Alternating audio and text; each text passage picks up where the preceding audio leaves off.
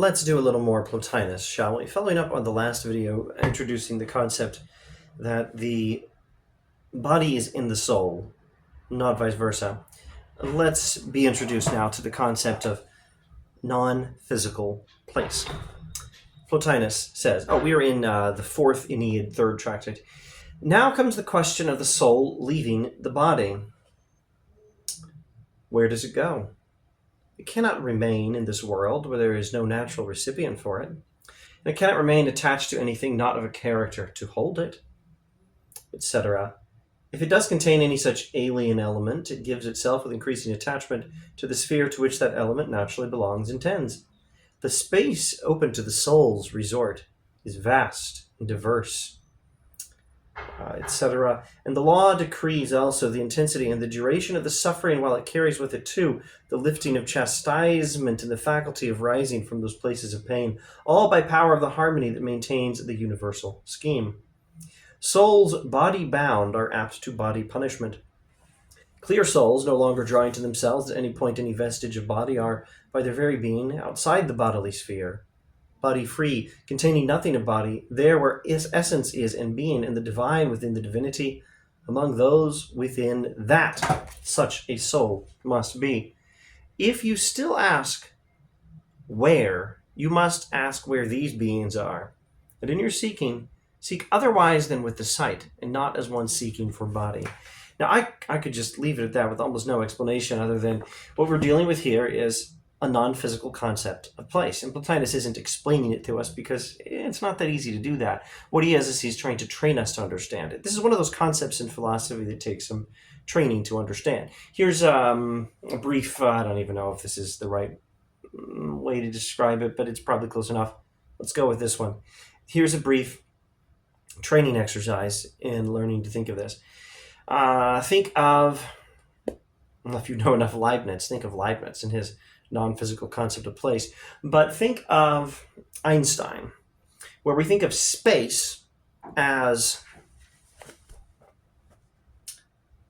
relative to other realities. I think it's matter and time in Einstein. Space is not absolute, it's relative to other realities, and therefore place is not absolute, but it's relative to other realities. Well, now, just imagine that place is relative to not just matter or time, but place is relative to divinity. Place is relative to God. You can understand this at what may seem to be a mere metaphorical level when you think like churchy people think, or like they say in Bible studies, I'm getting closer to God lately. But it's more than a metaphor.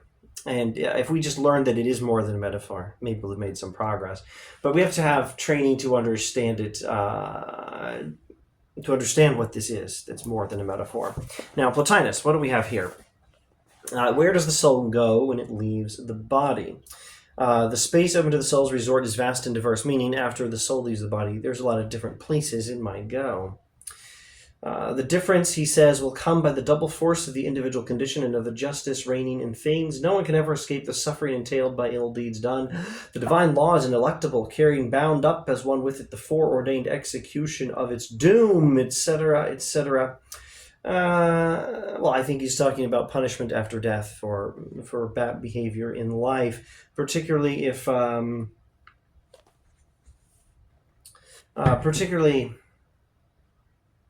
particularly punishment for those souls that are body bound, the souls that have not learned to live above the physical world and contemplate non-physical reality, desire non-physical reality, the souls that care for money, power, fame, physical pleasures, and don't care for divinity, for knowing God. Souls that are clearer than this, here we have references actually to Plato's Phaedo, the life after death myth of Plato's Phaedo.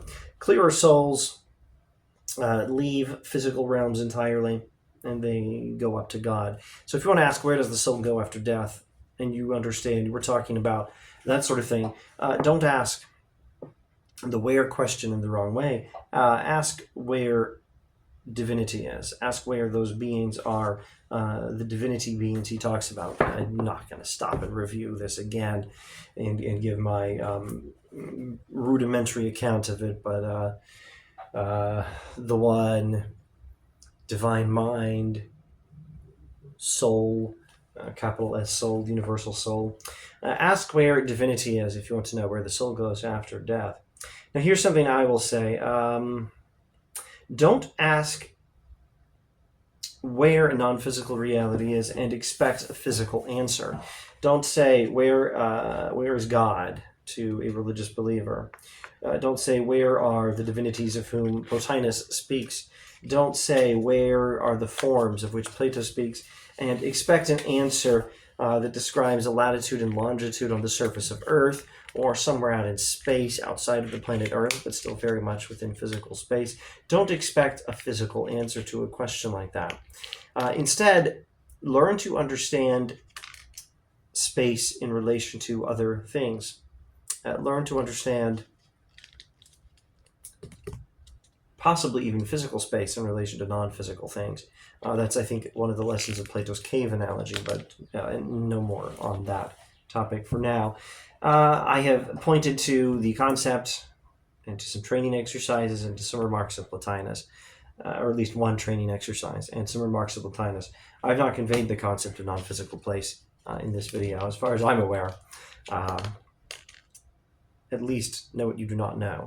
And if you want more training exercises, read the right writings by Leibniz, Plato, Plotinus, and Augustine. And if you want to understand this concept of non-physical place, I think you really do need those training exercises. It's better for me to say, read those writers than to try to explain it myself further. And that is quite enough for this video. Thanks for watching.